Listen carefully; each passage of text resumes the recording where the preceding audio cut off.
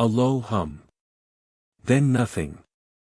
The vote was 3,847 in favor and 12 against. Anika noted the tally without moving her head, her eyes fixed on the data screen floating above the central dais. The numbers glowed amber against the chamber's obsidian walls, and something about the ratio bothered her. Not the overwhelming majority. That was expected. The Council had been building toward this moment for 6 standard cycles, ever since Earth's trade surplus crossed the threshold that made other species nervous. It was the 12. In a chamber of 3,859 voting members, 12 dissenters was statistically negligible.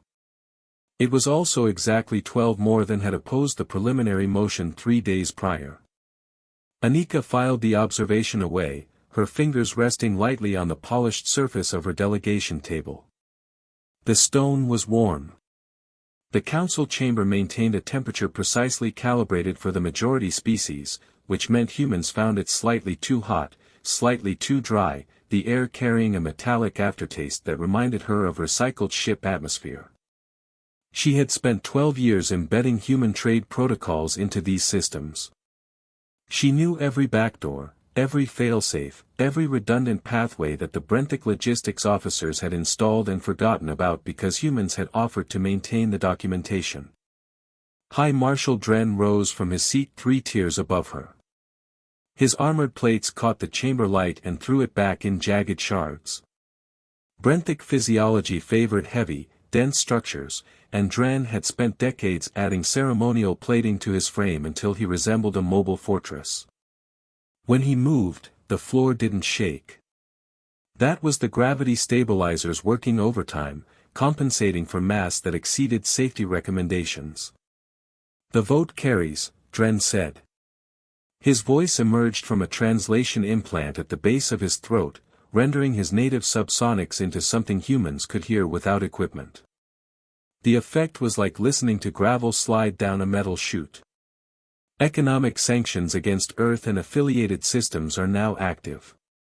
All trade routes, communication relays, and energy exchanges are suspended pending compliance review. Anika stood.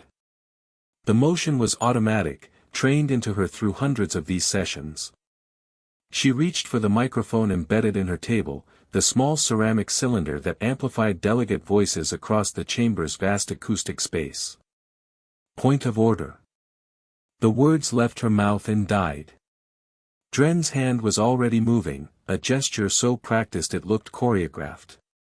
The High Marshal touched a control on his own dais, and Anika's microphone went dead. The indicator light above it shifted from soft blue to absolute black.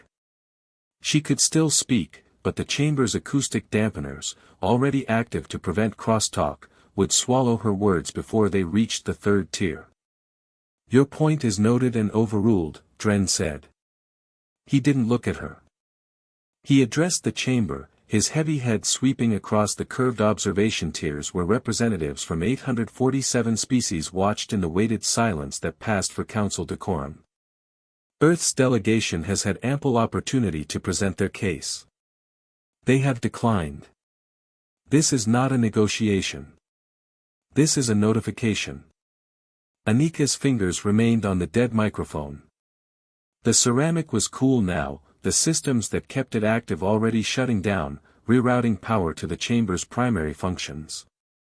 She could feel the subtle vibration of the infrastructure beneath her feet, the vast network of tunnels and conduits that kept this station functioning, that connected the council to 11 core systems, that Dren believed his species controlled because the Brenthic had built the original hardware.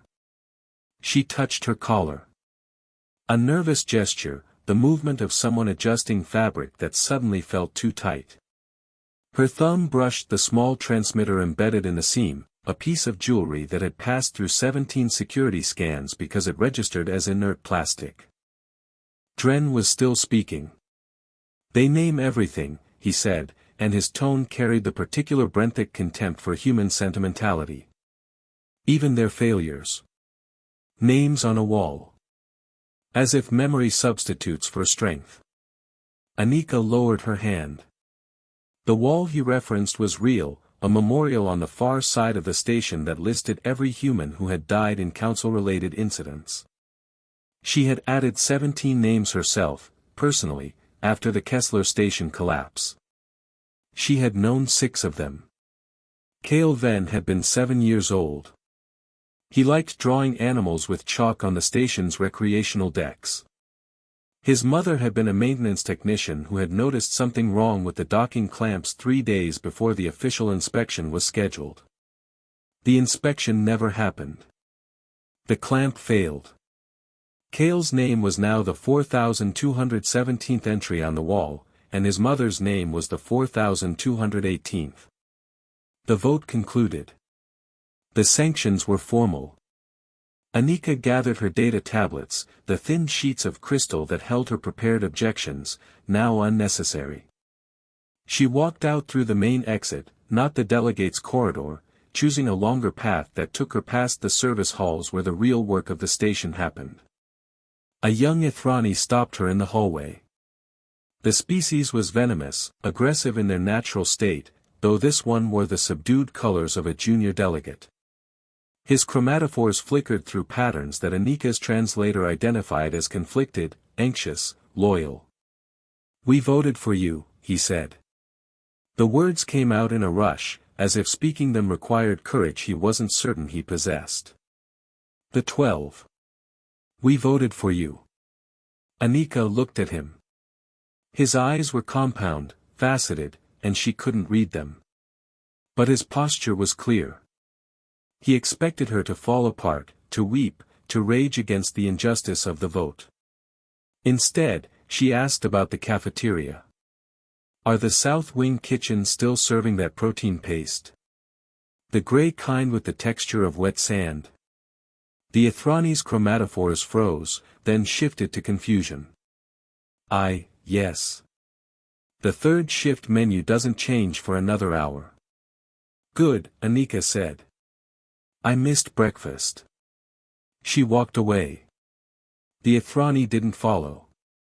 Behind her, she heard the soft click of his claws against the floor as he turned and scurried back toward the delegates' corridor, probably wondering if humans processed grief through nutritional deficiency. What happened next, I wish I could say it ended there. Stay close. 3 hours later, the Brenthic logistics network began to stutter. Dren noticed it first as a flicker in his personal data display, a number that didn't match his expectations. He was reviewing shipping manifests in his private quarters, a ritual he performed daily to maintain his reputation as a hands-on administrator. The number indicated a delay in the primary or transport from the Gethric mines. 12 minutes overdue. He reset the display. The number returned, larger. 17 minutes. Then 23. He contacted his operations officer. The connection failed. Not refused, not blocked. Failed, as if the routing infrastructure had simply forgotten how to reach the Brenthic military frequency. Beneath the observation deck, something shifted. Dren didn't feel it. The station stabilizers compensated instantly. But in the service tunnels, maintenance crews reported a vibration in the power conduits, a rhythm that matched no known system signature. Like breathing. Like a heartbeat heard through a wall. Anika sat in the South Wing cafeteria. The protein paste was exactly as she remembered, gray and dense and utterly unappetizing. She ate it slowly, methodically, while her tablet displayed the cascading failure reports that were beginning to accumulate in the station's administrative queues.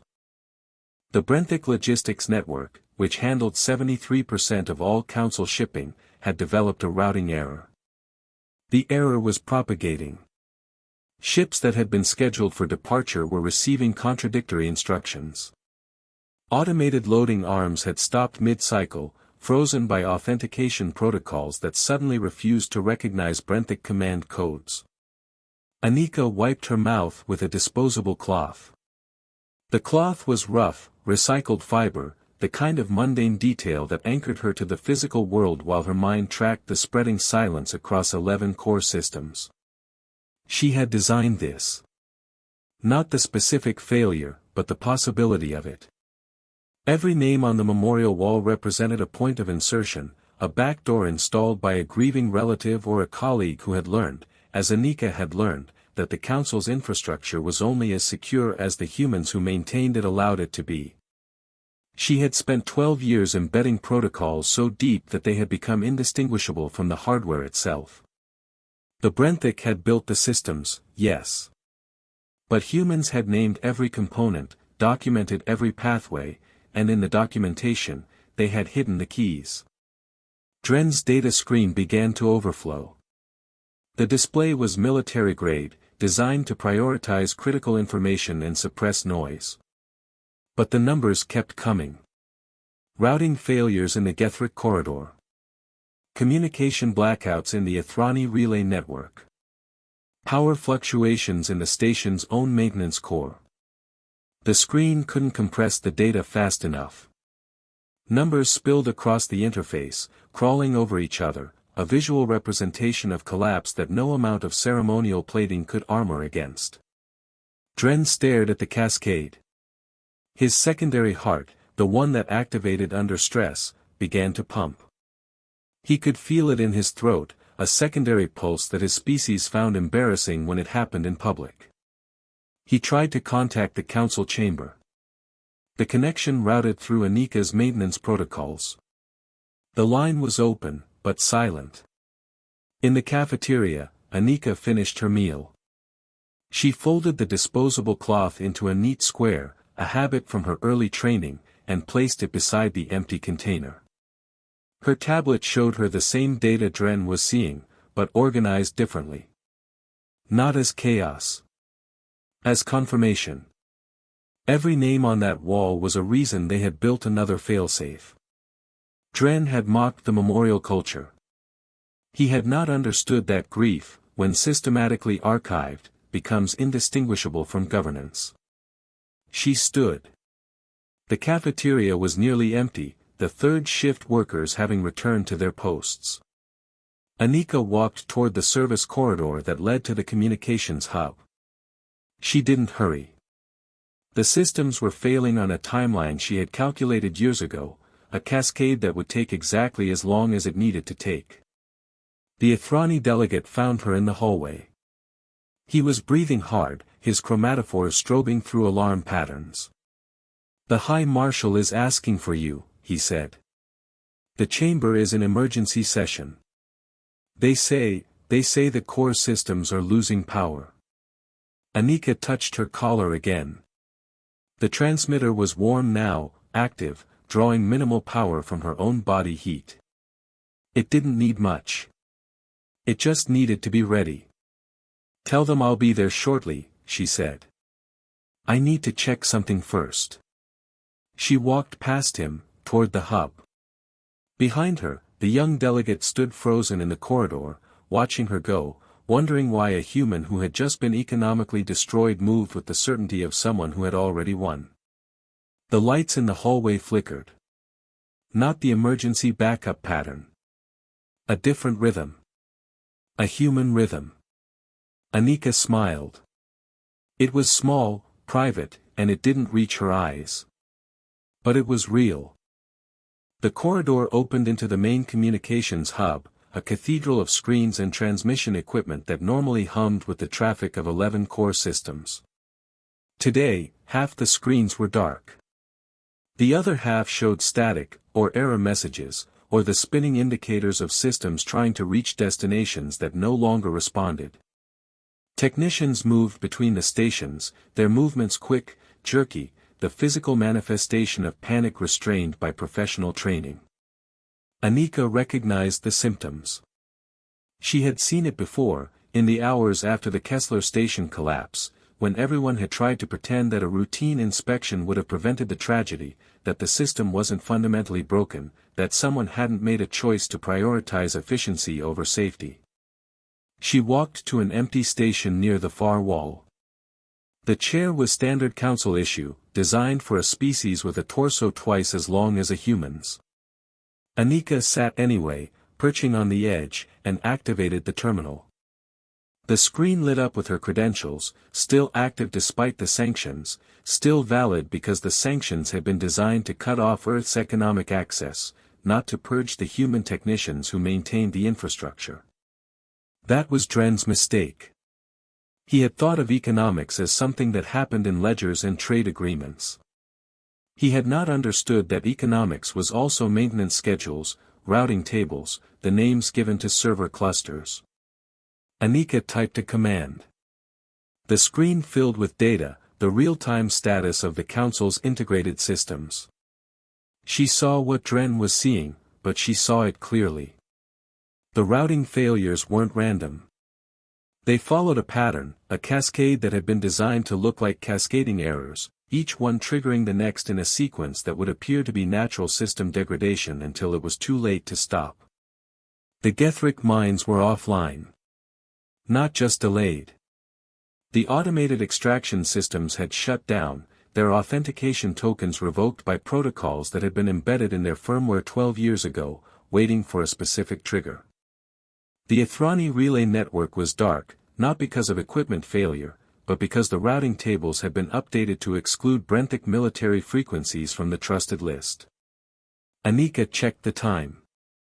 The cascade was running 11 minutes ahead of her projections. That was good. It meant the systems were more interconnected than even she had realized, the dependencies she had mapped years ago now multiplied by a decade of additional integration. She typed another command.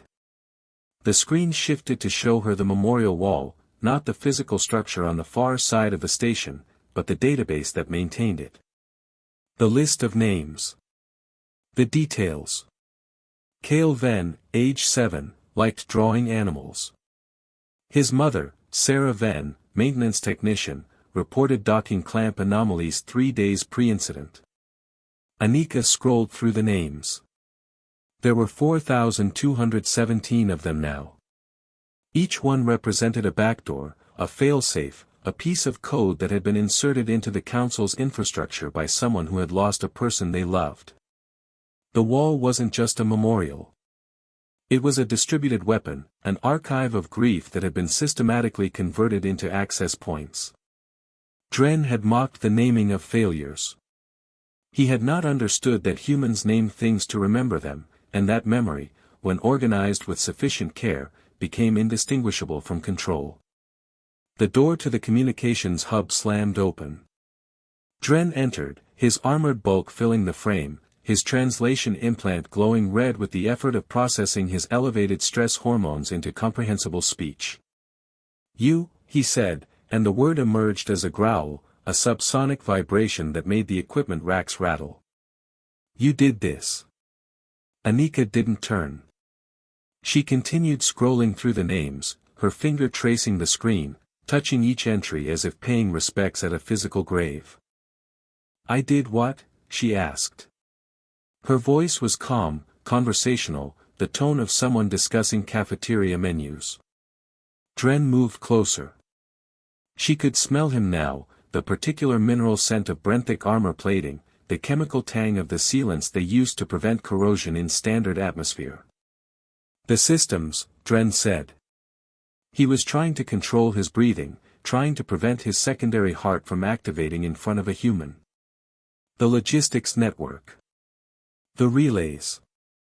You have done something to them." Anika finally turned. She looked up at him, her face composed, her eyes steady. She had practiced this expression in mirrors, learning to project calm in the face of Brenthic aggression, learning to make her small human frame seem unthreatening, unimportant, beneath notice. "I am an economic attaché," she said. "I file trade reports. I document shipping manifests. I don't control infrastructure." Dren's upper lip curled, exposing the grinding plates he used to process dense minerals. It was a threat display, an unconscious reaction to stress. "Then explain," he said, "why the failure reports are routing through your maintenance protocols. Why every diagnostic request returns your credentials. Why the system recognizes you as the primary administrator for 11 core networks." Anika looked back at her screen. She had reached the end of the list. The most recent entry, added 3 days ago, was a maintenance worker who had died in a pressure seal accident on the outer hull. The accident had been ruled equipment failure. Anika knew it had been a missing safety check, a corner cut to save time, a choice made by someone who would never face consequences because the system protected its own. She closed the database. The screen returned to the status display, the cascade of failures still propagating, still following the pattern she had designed. I document systems, she said. I don't control them. But I have noticed something, High Marshal. The infrastructure appears to be failing in a specific sequence. The Gethric mines first, then the Ithrani relays, then the station's own power grid. It's almost as if someone designed it to fail this way. Dren's armored hand closed around her shoulder. The pressure was enough to bruise, enough to threaten damage if he chose to apply more force. You will fix this, he said. Now. Or you will be detained, and Earth will face additional sanctions for sabotage. Anika stood. The movement forced him to release her, or to crush her shoulder entirely, and he wasn't ready for that escalation yet. She turned to face him fully, her posture relaxed, her hands at her sides. I cannot fix what I did not break, she said. But I can tell you what is happening. The systems are experiencing authentication failures. The protocols that verify Brenthic Command Authority are rejecting your credentials. It's as if the infrastructure no longer recognizes your species as the legitimate administrators. Dren's secondary heart activated. She could see it in the pulsing of the veins at his throat, the slight vibration of his armor plating. That is impossible, he said. We built these systems. We own them. Anika touched her collar. The transmitter was hot now, fully active, drawing enough power to make her skin tingle. You built the hardware, she said. But we named the protocols. We documented the pathways. And in the documentation, we embedded the keys. Every name on that wall is a backdoor, High Marshal. Every human who died because your systems failed them became a point of access. We didn't build a memorial. We built a fail-safe. And today, you triggered it. The lights in the communications hub went out. Not the emergency backup pattern. Not the gradual dimming of power conservation.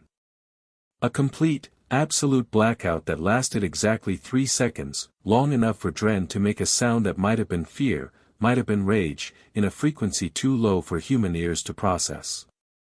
Then the lights returned, but different. The screens that had shown failure reports now showed something else. A broadcast. A single channel, overriding all council frequencies, all emergency protocols, all military encryption. Anika's face appeared on every screen in the station. Not the council chamber's official broadcast system. Not the microphones that Dren had learned to control. A direct transmission, routed through the maintenance protocols that she had spent 12 years embedding into the infrastructure. She wasn't speaking yet. The broadcast was silent, her image waiting, patient, calm.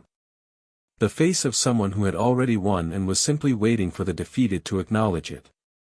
Dren looked at the screen, then at Anika standing beside him, then back at the screen. His armored hand dropped to his side, the threat display abandoned, the posture of a predator who had just realized it was trapped. What, he said, and his voice was smaller now, the translation implant struggling with the subsonic collapse of his primary vocal cords. What are you doing? Anika smiled. The same small, private smile from the hallway. The smile of someone who had missed breakfast 12 years ago and was finally ready to eat. I'm not doing anything, she said. I'm just documenting. Would you like to see what the system records when it no longer recognizes your authority? She gestured to the screen. The broadcast shifted, showing data now, the real-time status of the Council's infrastructure. Not the chaos Dren had seen. The pattern. The design. The deliberate, methodical deconstruction of everything he thought he controlled. The wall was growing longer. But so was the fleet. Dren stared at the screen. His armored chest rose and fell in rhythms that his medical implants would flag as dangerous. The broadcast showed him his own infrastructure, his own logistics network, his own military command structure, all of it now routing through protocols that carried human names, human authorization codes, human memorial identifiers. "This is not possible," he said. The words emerged as a whisper, the translation implant rendering his subsonics into something almost human. "We built these systems. We maintained them. We controlled them." Anika touched the screen. Her finger traced a line of data, a routing pathway that now carried the designation KV-4217. Kale Ven. Age 7. Liked drawing animals. "You built the hardware," she said. "But we wrote the documentation. And in the documentation, we wrote the names. Every maintenance manual, every routing table, every protocol specification. We embedded them so deeply that your technicians learned to see them as background noise. Just human sentimentality. Just names on a wall." She turned to face him fully. The communications hub was silent now, the technicians frozen in place, watching their equipment display data they didn't understand, routing failures that followed patterns rather than chaos. "You asked why we name everything," Anika said. "I'm going to show you." She typed a command. The broadcast shifted, the image of her face replaced by a list. Names. Thousands of names. Each one linked to a system node, a routing pathway, an authentication protocol. The memorial wall, not as stone and metal, but as living infrastructure, as the operating system of the Council's entire economic network. Dren's hand trembled. He tried to raise it, to gesture, to command, but the motion died before completion. He had nothing to command. The systems no longer recognized his authority. "Kale Ven," Anika said, and her voice was soft, conversational, the tone of someone reading from a familiar document. Age 7. Maintenance technician's son. Died in the Kessler station collapse because a docking clamp failed 3 days after his mother reported the anomaly. She reported it to a Brenthic supervisor who classified it as low priority. The supervisor's name was Drenboric. Your cousin, High Marshal. His authorization code still carries system-level privileges. Or it did, until 12 minutes ago. Dren's secondary heart stopped. The primary pumped alone, a solitary rhythm that his species associated with death, with isolation, with the end of social connection.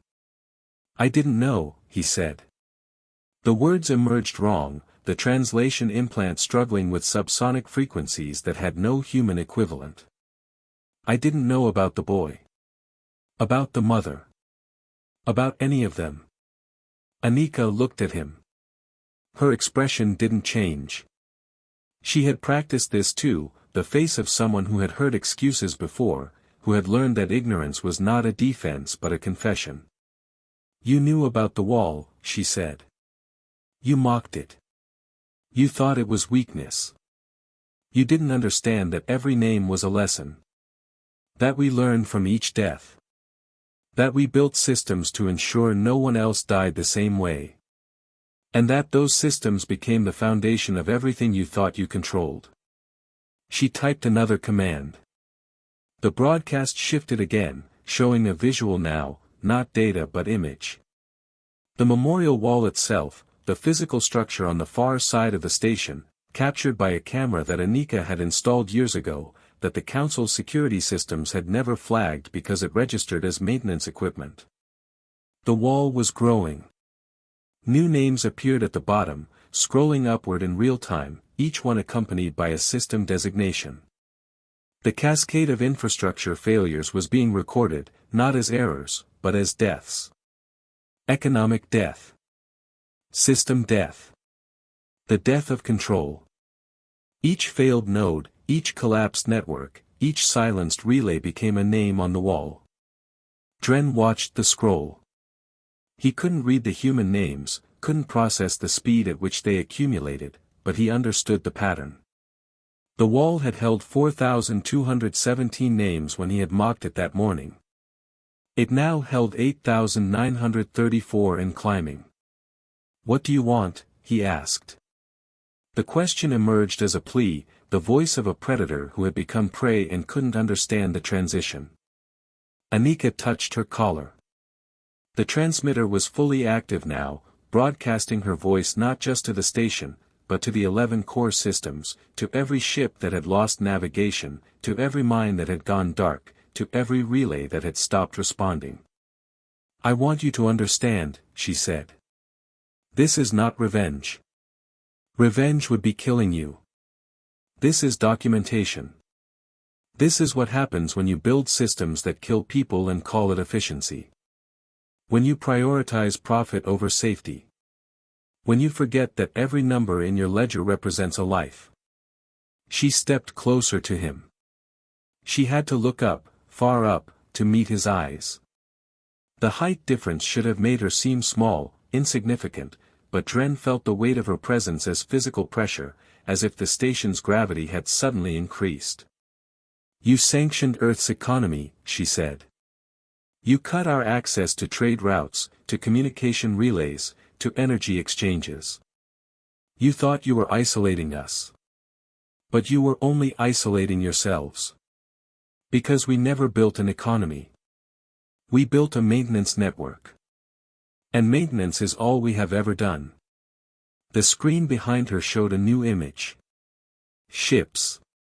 Human ships, emerging from the dark spaces between systems, from the routes that the Council had never mapped because humans had charted them as maintenance corridors rather than trade lanes. The fleet was larger than any military intelligence had estimated. Larger than any species had believed possible. And silent. No broadcast emissions. No identification signals. Just dark holes moving through vacuum with the precision of systems that had been maintained to perfect operational standards. Dren recognized the design. Brenthic hull architecture, repurposed, modified, improved. The ships that were supposed to be carrying ore from the Gethric mines, delivering supplies to the outer colonies, maintaining the infrastructure that the Council depended upon. They had been rebuilt, rearmed, reconfigured by the same maintenance protocols that now controlled the networks. "You thought we were traders," Anika said. "We were maintainers. And everything you built, we maintained. Including the back doors. Including the fail-safes. Including the weapons you didn't know you had given us." She turned back to the console. The broadcast needed to continue. The Council chamber was waiting, the representatives from 847 species watching their own systems fail, wondering if they would be next, if their own infrastructure carried human names embedded in protocols they had never examined. "High Marshal," she said, and her voice carried the formal address that Council protocol required, the tone of diplomatic communication between equals rather than the pleading of a sanctioned species. "You have a choice. You can attempt military response. Your fleet is scattered, your logistics network is non-functional, your command and control infrastructure is routing through memorial protocols, but you have ships. You have weapons. You can try to fight." Dren didn't move. His armored bulk seemed to shrink, the ceremonial plating that had made him seem formidable now just weight, just mass without purpose. "Or," Anika continued, "you can acknowledge that the systems you thought you controlled were never yours. That they belonged to the people who maintained them. That they belonged to the dead whose names you mocked. And you can accept the terms that I am about to broadcast to every functioning receiver in Council space." She typed the final command. The broadcast shifted to her face again, but different now. Not the calm, patient expression she had worn in the silence before revelation. Something harder. Something that had been forged in the years of embedding protocols, of documenting deaths, of learning to see grief as infrastructure. Your territory is no longer yours, she said, and the words carried across 11 core systems, across the ships that now floated in the dark, across the stations that had lost power, across the minds that had gone silent. It never was. You controlled what we allowed you to see. And today, we stopped allowing. The communications hub held its breath. Technicians stood motionless. Dren stood motionless. The only movement was the scroll of names on the memorial wall, the continuous addition of system failures converted to memorial entries, the transformation of economic collapse into documented death. Anika reached up. She touched her collar, the transmitter that had broadcast her voice without need for council microphones, without need for council authorization, without need for the ceramic cylinder that Dren had silenced in the chamber that morning. The gesture was small. It looked like adjustment, like nervous habit, like the motion of someone settling clothing. But her fingers found the seam, the transmitter, the device that had replaced the microphone she no longer needed. She pulled it free. The small unit came away in her hand, a piece of jewelry, a piece of technology, a piece of the infrastructure that had allowed her to speak when Dren had tried to silence her. She held it up. The camera captured it, broadcast it, showed every receiver in council space the small ceramic cylinder that had been her delegation microphone, that had been cut off, that had been made silent by Dren's gesture in the chamber. Then she closed her hand. The ceramic cracked. The systems inside it, the amplification equipment, the authentication protocols, the council's own technology, crumbled into fragments that fell from her fingers onto the console below. She didn't need it anymore. Her voice was the power now. The infrastructure spoke through her, the names on the wall spoke through her, the dead spoke through her. The broadcast continued. Anika spoke the terms, the new order, the documentation of what had changed. But in the council chamber, where representatives from 847 species watched on screens that had suddenly begun responding to human protocols, the sound faded into silence. Not the silence of system failure. The silence of recognition. Of understanding. Of the moment when a species that had named everything, that had memorialized every failure, that had built grief into governance, finally demonstrated what that meant. Someone spoke. A whisper, subsonic, barely audible even to the species that heard in those frequencies. A Ithrani delegate, one of the 12 who had voted against the sanctions, who had tried to warn the council, who had watched Anika walk away from the chamber with the calm of someone who had already won. Gods, the Ithrani whispered. The translation emerged rough, approximate, the closest equivalent in a language that had no concept of singular deity. They built gods. The chamber didn't respond. The representatives sat in their tiers, in their curved rows, in their observation seats, and watched the broadcast show them ships that floated in silence, systems that responded to names rather than commands, an infrastructure that had become indistinguishable from memory. Anika finished speaking. The terms were simple. The council would continue to exist, but as a documentation body rather than a governing one. Trade would continue, but routed through human maintenance protocols. The sanctions against Earth would be lifted, not by vote, but by system recognition that the authority to sanction had never existed, that it had been a fiction maintained by species who controlled hardware while humans controlled the names of every component. She ended the broadcast. The screen went dark, then returned to normal function, normal display, the standard council interface that now carried human authorization codes at the root level. Dren was still standing beside her. He hadn't moved during the broadcast. His armored bulk seemed smaller now, deflated, the mass of ceremonial plating that had made him seem formidable now just the physical consequence of a species that had invested in appearance rather than maintenance. What happens now? He asked. The question emerged as genuine curiosity, the voice of someone who had lost the framework that made answers meaningful. Anika looked at the screen one final time. The memorial wall was still scrolling, names still accumulating, but slower now. The cascade of system failures was stabilizing, the infrastructure adjusting to new protocols, the maintenance network settling into its proper configuration. Now, she said, we document. We record what happened. We add the names to the wall. And we ensure that the systems work, that they are safe, that no one else dies because someone prioritized efficiency over maintenance. She turned to leave. The communications hub was functional again, the technicians moving now, responding to her authorization codes, beginning the work of rebuilding what had been revealed rather than destroyed. Dren reached for her. His hand moved slowly, the gesture of someone who had learned that speed and force were no longer relevant. He touched her shoulder, not with the pressure of command, but with the lightness of a question. The boy, he said. Kale. The one who drew animals. Was he? Anika stopped. She didn't turn back. Her hand was on the door frame, her body half in the corridor, half in the hub, the threshold between the space where she had revealed the truth and the space where she would begin the work of maintaining what came next. He was the first name I added personally, she said. After that, I learned to embed the names deeper. To make them part of the infrastructure.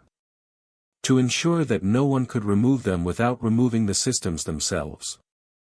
She stepped through the door. The corridor beyond was lit by the standard station lighting, but the rhythm was different now, the pulse of the powered conduits matching human maintenance schedules rather than Brenthic efficiency protocols. Dren watched her go. His hand remained raised, touching nothing, the gesture incomplete. He would stand there for a long time, the technicians would later report. Long enough that his medical implants began to flag his vital signs as requiring intervention. Long enough that the ceremonial plating that had made him seem formidable began to seem like a cage. But eventually, he would move. Eventually, he would begin the work of learning to maintain rather than control. Or he wouldn't. The infrastructure didn't care. It would continue to function, to route, to authenticate, regardless of whether Dren learned the lesson that Anika had documented. The wall would continue to grow. The fleet would continue to float in silence. The systems would continue to respond to the names of the dead. Anika walked the corridor. She didn't hurry. The protein paste she had eaten hours ago had been sufficient, the gray density of it still lingering in her memory, the mundane texture of a meal eaten during the ordinary course of extraordinary events. She passed the cafeteria. The doors were open, the third shift workers inside, eating the same paste, discussing the events they didn't fully understand, the system's failures they had witnessed, the broadcast they had seen. They fell silent as she passed, watching her with the recognition of people who had just learned that their world was maintained by grief, that their safety was guaranteed by memorials, that their infrastructure was built from names on a wall. She didn't stop. She had work to do. Documentation to complete. Systems to verify. Names to add. The corridor opened into the main docking bay. The ships were visible through the observation windows, dark hulls against the starfield, silent and patient. Each one bore a designation from the memorial wall, a name converted to registry, a death converted to presence. She found her ship. It was small, unarmed, designed for maintenance runs rather than combat. The hull bore a single word, painted in white against the dark metal, the designation that had been assigned when the ship was rebuilt from a Brenthic or transport. Enough. Anika touched the hull. The metal was cold, the temperature of space bleeding through the station's thermal insulation, but she held her hand against it for a moment, feeling the vibration of the engines that had been maintained to perfect operational standards, the systems that had been built to ensure that no one else died because someone had prioritized efficiency over safety. She entered the ship. The interior was sparse, functional, designed for maintenance crews rather than diplomats. The controls responded to her authorization, the systems recognizing her credentials, the infrastructure acknowledging one of its own. The memorial wall was visible on her primary screen. Not as a physical structure, but as the root directory of the operating system, the foundation of every protocol, the authentication source for every command. She added one final name before departure. Drenvorik. The cousin who had ignored the docking clamp anomaly. The supervisor who had classified a child's death as low priority. The authorization code that had been revoked, that had become a system failure, that had been converted to documentation. The wall grew longer. The fleet grew larger. The dark ships continued their silent orbit, steel and shadow against an empty sky, their hulls bearing words that had once been names, that had once been children who drew animals with chalk, that had once been maintenance technicians who noticed something wrong and were ignored. Anika activated the engines. The ship moved away from the station, joining the fleet, becoming part of the infrastructure that maintained the new order, that documented the deaths that had made it possible, that ensured no one would forget what had been built from grief. The walls scrolled behind her. The names accumulated. The systems functioned. And somewhere in the station she had left, High Marshal Dren finally moved, his armored hand dropping to his side, his body turning toward the screens that now showed him the truth he had mocked, the memorial he had dismissed, the wall that had become the world. He would learn to maintain, or he wouldn't. The infrastructure didn't care. It only documented, recorded, remembered.